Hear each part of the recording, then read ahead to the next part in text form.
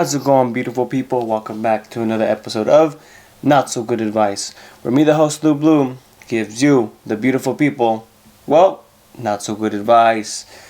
Like, comment, subscribe, send an email, notsogoodadvice19@gmail.com. We're dying to know how this advice went. How did it turn out? Was it good?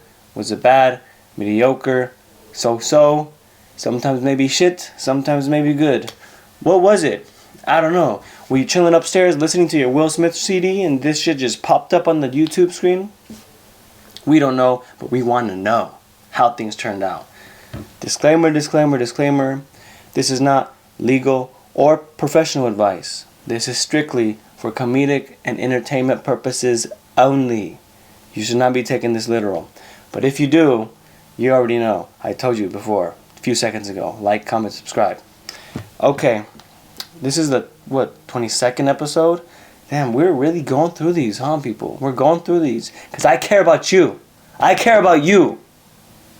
A lot of the people in this world, they live a good life, but some of them don't. Some of them have moms, dads, aunties, uncles, ninos, ninas, mais, pais, all grandparents that people just don't care about them. But me, I care about you, baby. I care about you. Okay? And I'm here every day to give you advice and listen to your problems. But I'm going to come at you hard. I'm just going to say that. I'm going to come at you raw. Raw dog your ass. That's what I'm going to do. Okay. So let's start. The first question goes, why do men not make an effort for me? I am super giving in relationships, but also definitely do not have a man at the center of my world. I am very independent with my own house, money, hobbies, and friends. I notice when I meet men, they are so quick to want me to be their girlfriend. Wow, I'm 30. Okay. And appear completely obsessed with me despite the fact that I won't sleep with them unless it's been a few months and we are committed. Okay. No shame. I just noticed that they always let me pay for stuff, and when I come over, they won't have even made an effort to clean up or do anything. I know what your problem is already. Clean up or do anything. When they come to mine, they will leave a mess, and when we go out, they expect me to buy all my drinks and often let me pay for theirs and both of our food, etc. I find talking about money so awful, but my best female friend also seems to expect / let me pay for wine, cigarettes, etc. Oh, okay. And has for years. And if I ask her to pay, she thinks she asks me for half of the money. I also feel I'm always there for her, and she is quite anxious and hypocritical. So relies on me quite a lot. I don't mind this, but when I'm down, it's definitely not returned. I don't hear from her, even if I ask for a chat. I hate talking money and find it really awkward, but have brought it up with my mate in the past. I feel like maybe I'm a massive pushover, but also, why do people want to take advantage? Any advice? Yes, I actually do have some advice. Surprising, huh? So the title says, why do men not make an effort for me? But then on the bottom, you're talking about your homegirl. I don't get it. Okay, so you're 30. So you describe that the guys always want you to pay, or at least pay half. And when you go over to his house is a shithole. And also, they don't like clean up and prepare for you.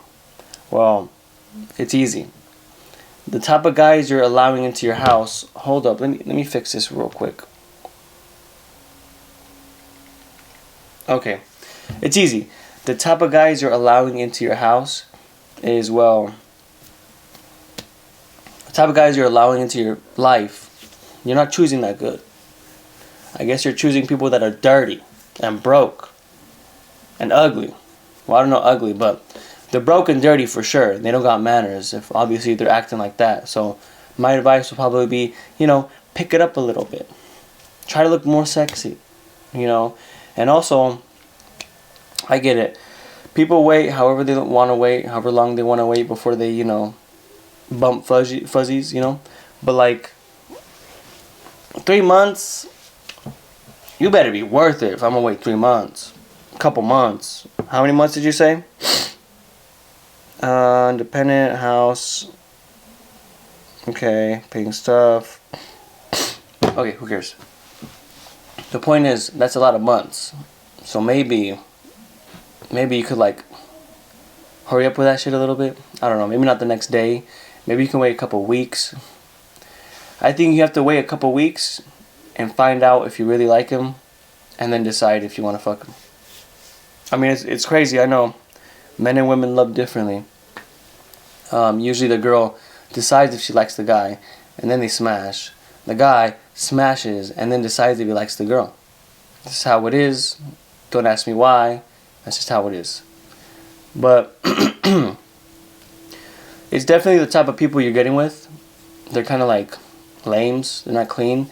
Try to go for, try to meet guys at a different area. Go to a lounge. Try to meet better guys. That's what I recommend. But if you get at a little bit more high value men, they might be a little bit more snobby. It's true. But that's what I think it is. You're getting with bums. I make sure my place is clean. If anyone's walking in my place, especially a lady, clean. Next question. This one says, my best friend is worried when me and his wife are home without him. Why are you at your homie's house when he's not home? Let alone when it's just his wife. It's kind of weird. Okay, to give some context, we rent half and half the house we're living in. Now that he got married, I'm trying to move out soon. I have full and total respect for his marriage, and I would never do something, and I'm very certain she isn't a cheater. He has cameras set up all over around his house, and he watches us while he's at work. I work overnight, so I'm home during the day. There's a blind spot in the kitchen between the fridge and the sink, and anytime we pass through that, he calls his wife or me to see how everything is going and whatnot. Okay, I absolutely understand that his concerns and insecurities. I mean, I've been cheated on in relationships plenty of times. However, again, I wouldn't do something. I'm concerned and not sure if I should talk to him about it, or if I should just see if it's adjust later on. He also asked me to stay within views of his wife. View of his wife is out of view, and vice versa. He did admit that it made him uncomfortable, and he is very cordial about it. He's been asking me to be at a certain vicinity from her when he's not around, which doesn't bother me much in the sense that I don't really talk to her except basic stuff like greetings and when he hosts parties and drinks and whatnot.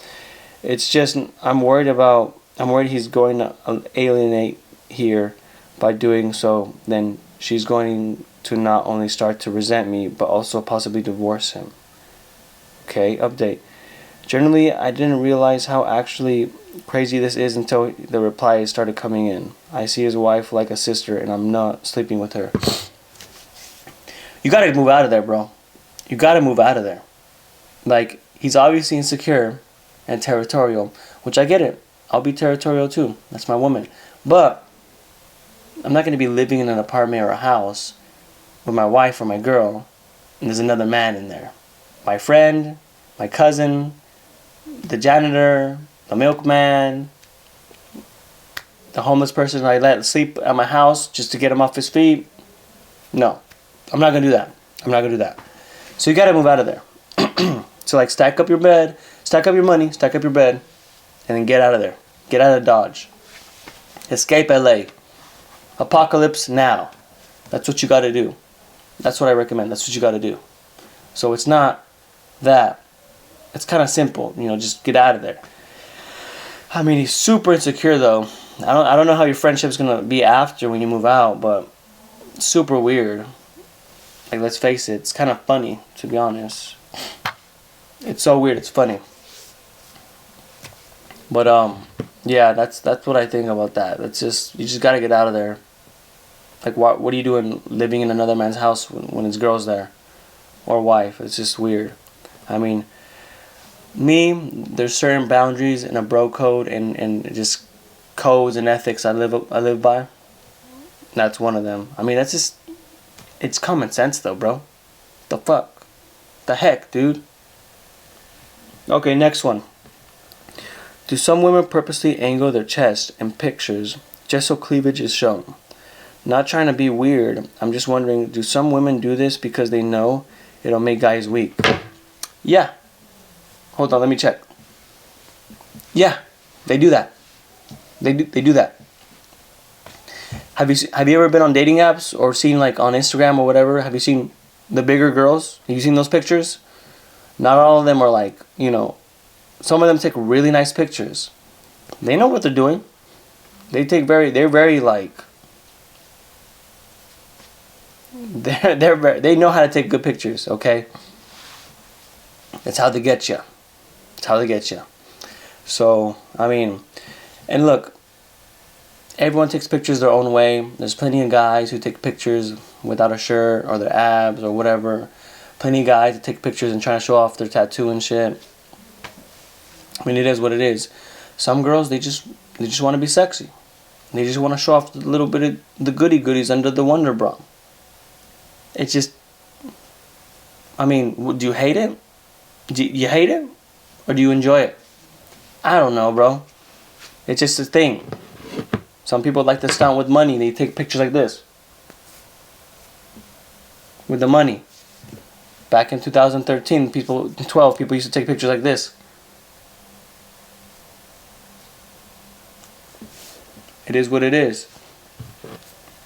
The question is, how do you take pictures? Send it on the email. I'm dying to find out. Okay, next one. Bad breath is ruining my life. Over this past 6 months, people around me have been saying my breath stinks. This was extremely hard for me to believe because I thought I had great oral hygiene. So I started stepping it up. I now floss with both string and water, brush and scrape my tongue, and use fresh breath mouthwash. My breath problem hasn't gotten any better. It's just gotten to the point where I cannot talk to people face to face because I'm self-conscious about the smell. I've come to think it has to be something within my stomach. Any tips? I got a tip. Go to the dentist. Surprising, huh? It's crazy. Go to the dentist. Go to the dentist, a specialist, and be like, hey, my mouth smells like shit. And I don't eat shit. But it smells like shit. Just say that. Just say that. Say that and be like, I floss. I use mouthwash. I brush my teeth every day. I do this and that and that and this. It still smells like shit. It smells.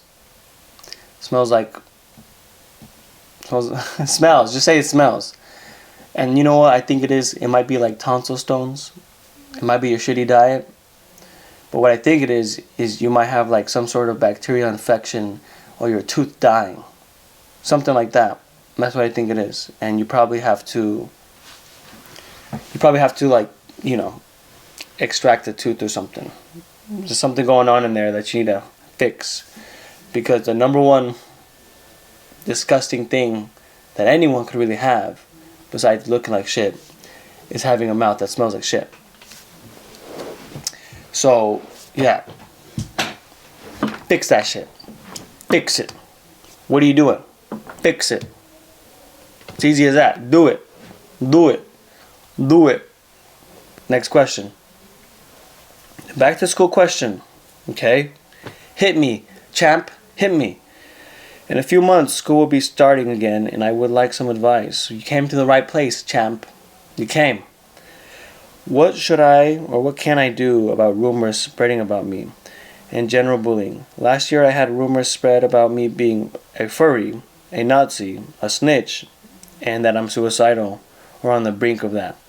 None of them are true. I was followed around a lot during lunch and had people try to fight me often. Is there anything I can do to get rid of these rumors or stop these people from giving me shit and stop people from trying to fight me? I think you can do something. This is what you do. I'm assuming you're in high school. Join the wrestling team. I doubt it, but if you got a boxing team, join boxing. Maybe after school you should join martial arts. Learn like Muay Thai, Jiu-Jitsu. But join the wrestling team. Join and try your hardest to get good. Train every day, even after hours, the extra 1 or 2 hours they have after practice, stay. Go to as much tournaments as you can. Even during summer, do the summer practice. Do that. And, learn how to kick a little ass. Easy. Just do that. And then, whenever someone comes up to you, or the rumors start to go around, just go like this. Just go like this. Someone's going to come up to you and be like, hey, is it true you're a furry? And you just be like, yeah, I am. Any more brain busters? Just like that. And the next time they come up to you, they'll be like, hey, is it true you're suicidal? And be like, yeah, I am. So what? Okay? Last one, they're going to say, is it true you're not? So this one, maybe you don't have to completely, fuck it. Say, yeah, I am. And then look at them like this, with their hands up. Like this. Like you can't really see or read. And make sure you keep your mouth open a little bit. Okay? And just who cares, bro? Who cares? You know the truth. God knows the truth. And if the principal brings you in, hey, someone said you're a Nazi. Hey, someone said you're a furry. Hey, we're getting rumors that you're suicidal. Be like, no, those are rumors. It's not true. I'm 100% not. These rumors getting spread about me, and I'm sick and tired of it. And then just, tell your principal you're normal. Because if you tell them you're suicidal, then something might happen. Okay? Just say that. And then, when they go around trying to fight you, that's why you wrestle. That's why you win the tournaments. That's why you know Jiu-Jitsu and Muay Thai. And just let it rip. Or, next time someone comes up to you and asks about the rumors, just punch him in the stupid mouth. Just do that. And it's pam, right in the kisser. Pam, pam. Just like that. Pam. Right in the kisser. You might get in trouble, you might get suspended for a few days, but the rumors probably aren't gonna happen. They're not gonna be said again. Just make sure you make sure you smack him in the mouth. Smack him in the mouth. Hard, too hard. Don't hesitate. Hard. When someone comes up to you, just assume they're gonna say something, and then as soon as they say what you think they're gonna say, then hit them. And I guarantee you, no one ever, at least will say it to your face about those rumors. And if you get called in the principal, be like, I told you, I was getting rumors. I was getting rumors about me, and I just didn't know how to react. I felt threatened, so I did it. I hit him. I think that would help your issue. Next question. What did you learn the hard way about approaching women? Okay.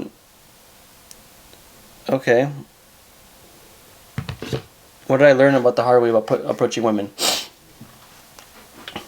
One thing I learned, and it's not really the hard way, because nothing's really hard that I experienced like that, especially with women. It's probably, don't come up with stupid ass, punchlines. Don't come up hey, where'd you get that? Your beautifulness and your beautiful smile. No, don't say that. No. Don't say that. Don't say that. Another thing I learned kind of the hard way would be just don't care about them. Don't have any expectations. Don't keep your hopes up, and don't give a flying flower about them. Trust me, don't. That's what I learned. Because if you put too much energy and time, and you start to get expectations, get a little bit connected. Oh my God, what if she's not texting me? What if she does? Oh, are we gonna go out? It's not gonna happen. And when it doesn't happen, you're gonna get all sad and pissy about it. And you shouldn't, because it doesn't matter. It really doesn't matter. I'm not saying don't stop approaching or trying to like go out and meet women and find your wife or your girlfriend and all that. Don't stop, but take it at face value. Take it at face value. You know, once she gives you that energy, even the slightest tiny little minuscule drop that she's not interested, fuck it, turn around and just leave. Like, just don't even give her the time of day. For real. Don't be afraid. Don't be afraid to be assertive. You know, you gotta be assertive, because I'm a busy guy. I'm sure you're a busy guy. You working out, school, family, projects, your friends, life, you know. So as soon as they give you some just bullshit of wasting your time, get out of there. Like, don't get your hopes up. Don't ever get your hopes up or have, you know, expectations about any of that or any with them, you know. So when they stop hitting you up or they stand you up in the date, you'll just be like, oh, I already knew that shit was gonna happen. And then when they do text you, or you do go out, or you do, you know, it does happen, so you go out and have a good time with them, it's like, oh wow, I wasn't expecting that. That's just a sweet little treat now. That was just a sweet little treat. Wow, that's a cherry on top. Really, I swear, that's what you need to do. That's what you need to do. Because there's a lot of bullshitters out there. A lot of people, in our case, the question, women, they're not mature enough to be like, I'm not trying to date, or I got a boyfriend, I'm not that into you, or, you know, or I'm sorry, I got a boyfriend. Like a lot of them, shout out to the ones who are mature and grown enough to be like, sorry, I'm not dating right now, or sorry, I got a boyfriend, or sorry, I'm not interested. Those ones are, shout out to them, like, because they're not wasting your time. That's good. But the ones who like lead you on, give you their number, their Instagram, and then you text them, and then they text you back, and then they lead you on, and the next thing you know, the ones that even go as far to say, yeah, let's go out Saturday. Yeah, 7 o'clock. Okay, that's fine with me. And then you hit them up before, hey, we're still on for Saturday. And then you hit them up Saturday, hey, Saturday, are we gonna, what time? And then radio silence. That's just gonna happen. So don't. Just don't. Like, get your hopes up, you know. Be assertive too. Don't be afraid to ask questions, and don't be a weirdo about it. But I guess that's one thing I learned about approaching women is, I mean, to me, the best pickup line is this. You ready? You ready? Is this. Hey, how's your night going? You ready? I got another one. You ready? Hey, how's your day? I got one more. I'll give you one more pickup line. And this shit shouldn't even be free. But here, you ready? Hey, my name is Lou Bloom. What's your name? Bam. Use those, and then the rest is just coasting. It's easy coasting. You don't have to use weird, dumbass pickup lines. You don't have to shower them with compliments. Maybe one compliment, one, to break the ice if you really want to be nice. Maybe one. Nothing more. And yes, you can go do less too, but that's about it. That's what I would give you, if that even answers your question. Okay, next one. How do you feel when going to a strip club?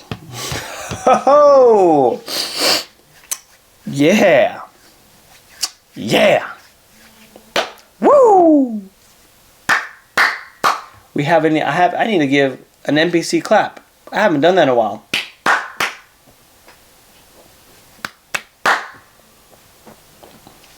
Okay, this is my real opinion. When I was 21 or something, 18, not really 18, but when I was like 21, I went to the strip club once or twice. Most of the time my friends dragged me, and they're not really that fun. They're not cool, especially the ones in the US. They're lame. They're horrible. They suck. They're stupid.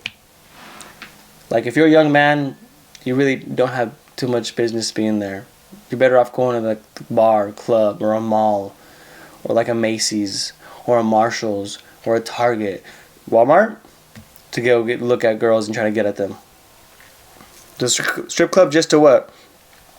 I mean, just to like waste money, go to the casino because you'll win money. You might win something. Go to the casino.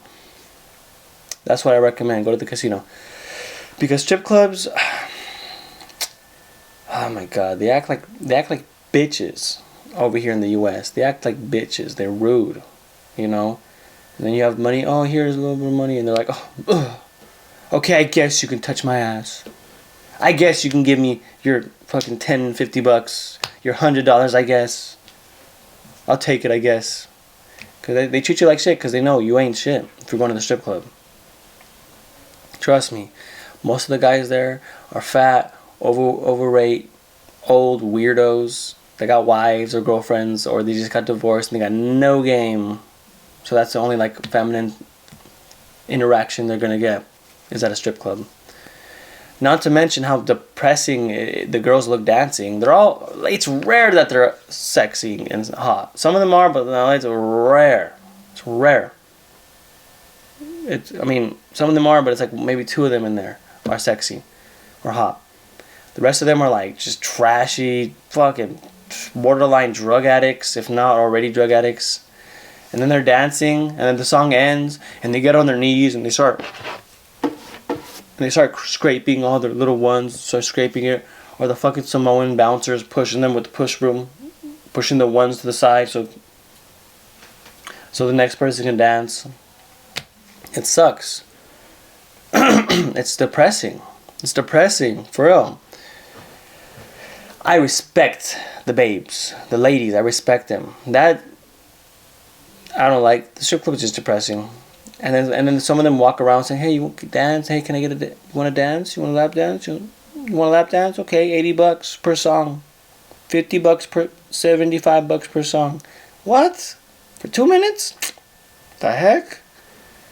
And then obviously you see the ones that other guys, the ugly one that's like, "Oh no, thank you, no lap dance." And okay, you want a lap dance? Oh no, thank you, no thank you. And then they're all walking around like no one wants to dance with them, so they're all awkward walking around, and it's sad. They're walking around like a damn like flamingo that's not pink. You know? It's awkward, it's weird. So if you are gonna go to the strip club, I recommend somewhere outside the country. That's all I'm saying. That's all I'm saying. If you really want to spend some money and you have to go to a place where naked women are dancing, go outside the country. That's all I'm saying. That's all I'm saying. But strip clubs are lame. Don't go. They're lame. Okay, next one. How does someone have an ego death? How can someone get this? How can they have such strong experience with one, and can they recover from it? So an ego death, from my understanding, is basically this. Basically, someone who has such a big ego, someone who thinks he's on top of the world, someone who's very cocky, not confident, because if you can be confident could be like, like a good thing. It is a good thing. But an ego death is like someone who's really way just up there. And then something happens where it just rocks his world, and there's like, damn, whoa, I'm actually not shit, whoa. And they get humbled, and they no longer have that ego. Some of the ways you can do it is, this one I've never really done, I'm not into it, is hallucinogens. If you have like a really big mushroom trip, acid trip, or if you start smoking the toad, ayahuasca, you have a big ego death. Like that one football player. I don't watch football, but a football player did it, and he had an ego death, and it changed his life for the better, supposedly. I don't know. I don't even want to try to remember his name, but ego death. They say that. They say you smoke the toad, ayahuasca, whatever, and then it changes your world or your view for the better, and it's like, wow, you have an ego death. Some ego deaths that I've experienced, one big one is going to MMA gym, start training. I wrestled a little bit in high school, did some jiu-jitsu after, Muay Thai, I started doing that. And then you go to a decent MMA gym, and then they have beginner classes, and then make your way to where the studs are. Make your way to where the real, like, professional fighters are at. And you start training with them. you know, and then they'll go easy on you. Hopefully, if it's a good gym, they'll go easy at first. But then when you reach a certain level, they'll give you like a challenge. They'll show you what's up. I used to thought I knew how to fight. I used to thought before all that I can kick a little ass, until I stepped into an MMA gym and started doing it with the studs. Because you go in the beginning classes where there's like moms and dads that are after work, they go there to get a workout. But then usually once or twice a week they have a hard sparring session with the studs. I used to think I could fight until I actually sparred and went toe to toe with some real professional fighters, some real boxers, some real UFC people who actually did that. Woo, boy. I learned I didn't know shit. But it humbled me. It humbled me like, whoa, I don't want to fight anyone in the street anymore. Because, like, and a lot of them looked like me, looked shorter, looked thinner. Some of them were tall, thin. All of them are really nice, really great, nice guys. But they're very nice because they know they can kill someone. And they know how dangerous, how violent, and how like, crazy a fight can get. That's why they're really nice. You know? That's why you go to Thailand or Indonesia, a lot of the monks are all super nice because they'll kill you. They'll kill you. In the robes, they'll kill you. So that's an ego death that, like, wow, it really put me in my perspective, like, whoa, you know, I know how to throw a punch or two, but that's the thing. If you think you can fight, go to an MMA gym. Boxing gyms too, but boxing are notorious for sparring hard and just being like assholes and sparring hard for no reason. So that's what I say. Go to an MMA gym, get a little training, and then go fight in the advanced class. Go to the hard sparring session with the advanced class, and then they'll really you'll get an ego death there. Second one will be probably stand up. Go to an open mic if you think you're funny. You think you're a wise guy. Try to be funny on the mic in front of a crowd. It's not gonna be a lot of people. It might be, if you're lucky, you might get 18, 15, maybe if you're lucky. Try to be funny, and then watch you eat shit and no one laugh. If you really want to be funny, try to go to a comedy club that they have an open mic, and then go there, try to be funny, and then no one is gonna laugh probably, and then you'll feel like shit, and it'll be an ego death. And the last ego death I think everyone should go through is a heartbreak. You think you're all confident, you think you're cool, you think you got, like, you know, game because you never dated seriously and never had your heart broken, or you have your little girlfriend that you got with since high school or in college and you're still together, and then, like, you know, you talking shit about everyone else being single, or your homie forgetting with an ugly girl or dating this girl. I would never date this shit ugly. Why are you putting up with that? You can't get bitches, you're single, huh? Wait until the sea gets a little bumpy. Wait until the road gets bumpy and the seas get rough. And then one thing happens, this happens, and then you break up, and then that's an ego death. You break up, and then, like, you know, if you really loved her, if it wasn't a tragic, weird, toxic breakup, but if it was a real breakup, which you were in love, that's an ego death too. It feels like your world's falling apart. Not really, but it feels like it is, and then you start tripping, and then it gets ugly. It gets sad. Okay, I got one more for you guys. Am I not a man if I don't learn how to fight? I've always felt vulnerable and weak. I'm the only son in my family, and I'm out of shape. I feel like I need to be better and force myself to learn a martial art, but I don't even enjoy that kind of stuff. I don't like the environment, I don't like sparring, but I guess I've developed this idea that men have to learn how to fight because it's an essential skill to protect your family and be a worthy mate. I know that sounds silly and insecure, but I guess I don't want to be seen as less of a man, just because I've never formally engaged in fisticuffs. What do you think? If at the end of the day, if you don't want to fight, you don't gotta fight. That's what I think. There's plenty of people who are born with disabilities, who are born, you know, with unfortunately, like, disabilities, and they shouldn't fight when they don't want to fight. And, you know, you don't have to. But I low-key think if you're a man, if you're a guy, if you got two balls and a little thing hanging out, You need to learn how to at least protect yourself. At least, if something happens, at least be able to protect yourself, and don't immediately cower and be like, oh, whoa, cry and scream, and no. You should at least know how to protect yourself, especially when you have a wife, a girlfriend, and kids. You need to learn how to protect yourself. Easiest, simplest thing I tell you is do jiu-jitsu. Easiest thing. Boxing and Muay Thai could be a little rough. Jiu-jitsu is rough too, but it's very opening. Like, it's very open and accepting community, and it's very forgiving. Muay Thai MMA, not that forgiving. You're throwing and kicking people in the face. So you know, if you don't want to fight, you don't have to. But I recommend do jiu-jitsu for 2 years, at least 2 years, and then you'll know a thing or two, at least to protect yourself. After jiu-jitsu, maybe you can move up to MMA. So, sorry I went on a rant for this episode. I hope you like it. Like, comment, subscribe. Send an email, notsogoodadvice19@gmail.com. My lines are open, and we're waiting for your questions. If you need advice, notsogoodadvice19@gmail.com. We're in 2025, baby. This whole year is looking lit. It is looking lit. See ya.